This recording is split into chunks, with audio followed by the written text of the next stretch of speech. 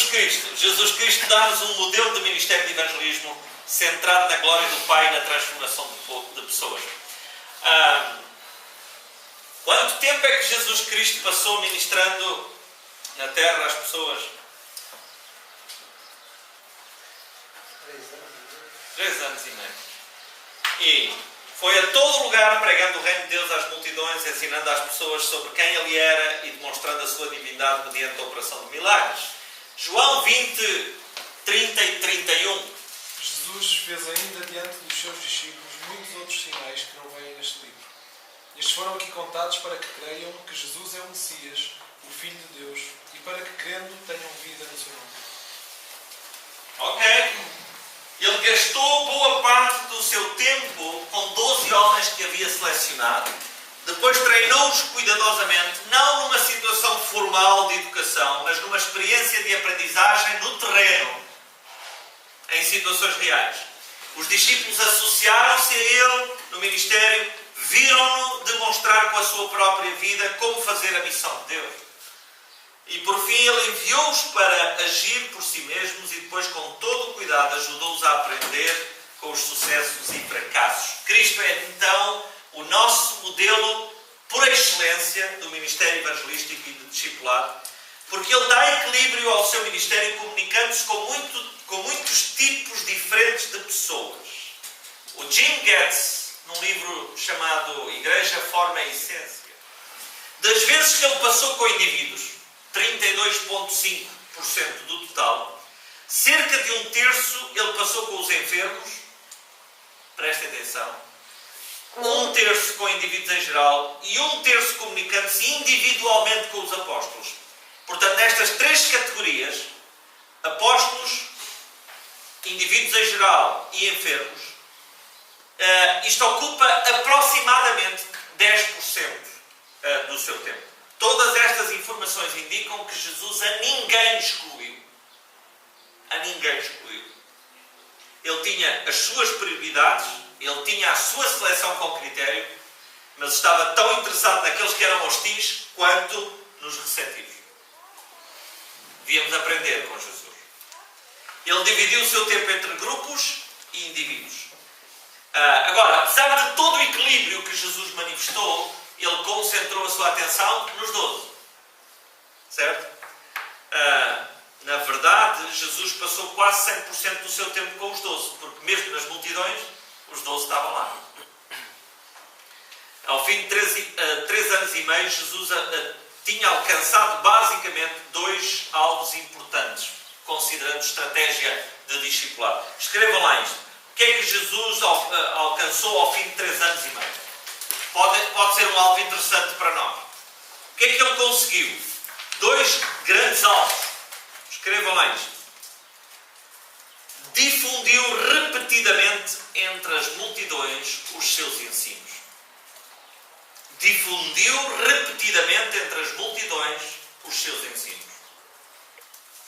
Em segundo lugar, preparou profundamente um pequeno grupo de discípulos para participarem no seu trabalho e fazerem João 4, 35 a 38, que alguém vai... Não dizeis vós que ainda há 4 meses até que venha a ceifa? Eis que eu vos digo, levantai os vossos olhos e vede as terras, que já estão brancas para a ceifa. E o que ceifa recebe galardão e ajunta fruto para a vida eterna, para que assim o que semeia como o que ceifa ambos se regozijem. Porque nisto é verdadeiro ditado, que um é o que semeia e outro o que ceifa. Eu vos enviei a ceifar onde vós não trabalhastes. Outros trabalharam, e vós entrastes no seu trabalho. E vós entrastes no seu trabalho. Depois da sua morte e ressurreição, que é o propósito básico da sua vida, ele dá aos seus seguidores uma tarefa. Qual é? Fazer discípulos. Portanto, difundir repetidamente entre as multidões os seus ensinos. Preparar profundamente um pequeno grupo de discípulos para participarem no seu trabalho e fazerem a colheita. Vocês já viram o vídeo do promocional do Minha Esperança? Muito bom. Qual é a frase que eu digo no fim? Digo assim: quanto mais semear, mais colhe. Nós temos que seguir Jesus. Ele difundiu repetidamente entre as multidões os seus ensinos. Preparou profundamente um pequeno grupo de discípulos para participarem no seu trabalho e fazerem a colheita. Semear abundantemente, repetidamente, e fazer uma seleção de aqueles que nós vamos influenciar. Eu vou partilhar agora convosco um excerto de um texto de um homem que eu admiro muito, porque ele é para mim um exemplo de alguém que, sendo pastor, tem uma visão muito saudável de evangelismo e discipulado a partir da igreja local. O senhor chama-se Bill Hybels. O que é que Jesus tinha em mente quando pensava na missão que o Pai lhe tinha dado? Ou de outra maneira, o que é que Deus tem em mente a maior parte do tempo, desde a eternidade? Tentem lá resumir isto. Virem-se lá. Jesus tinha em mente? O que é que Jesus tinha em mente quando pensava na missão que o Pai lhe tinha dado? O que é que Deus tem em mente a maior parte do tempo, desde a eternidade? O que Deus mais tem em mente, desde a eternidade, são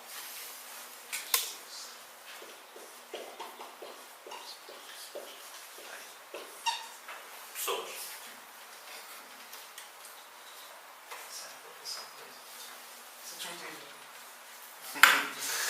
Nada disto é errado.